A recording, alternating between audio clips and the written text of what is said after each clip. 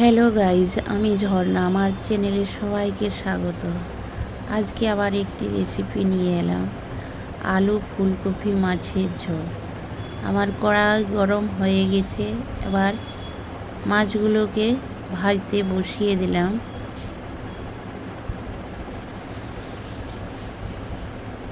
একটা একটা করে মাছ ছেড়ে নেব।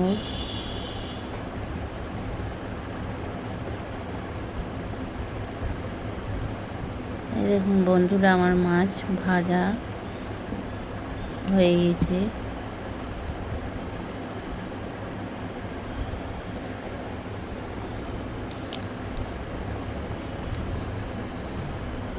মাছ ভাজাগুলো তুলে নেব।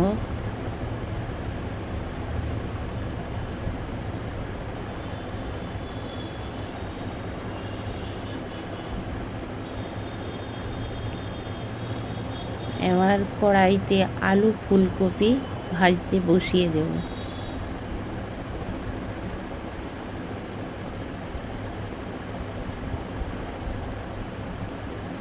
নুন দিয়ে দিলাম।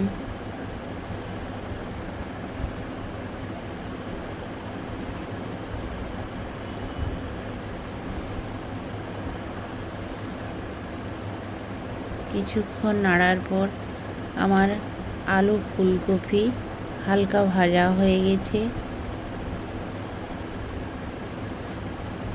এই দেখুন ভাজা লাল করে ভাজা হয়ে গেছে। এবার ওই তেলে কিছু বাটা মশলা দিলাম, কাঁচা লঙ্কা, রসুন, আদা আর গুঁড়ো মশলা, জিরে, ধনে, লঙ্কা গুঁড়া আর স্বাদ অনুসার লবণ দিলাম। এবার বেশ কিছুক্ষণ মশলা কষিয়ে নেব, যতক্ষণ না মশলা থেকে তেল ছেড়েছে।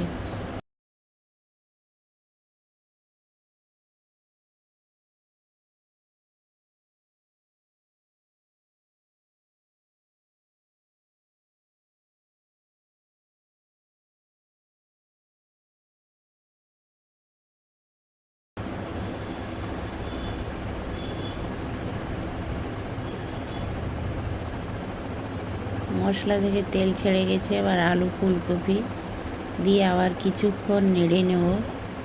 নাড়ার পর জল দিয়ে দিলাম। জল ফুটে গেলে ভেজে রাখা মাছ দিয়ে দেব।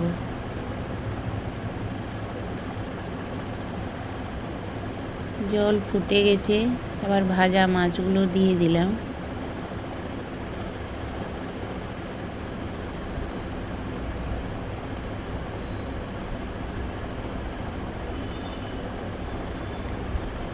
আর অল্প ভাজা মশলা দিলাম।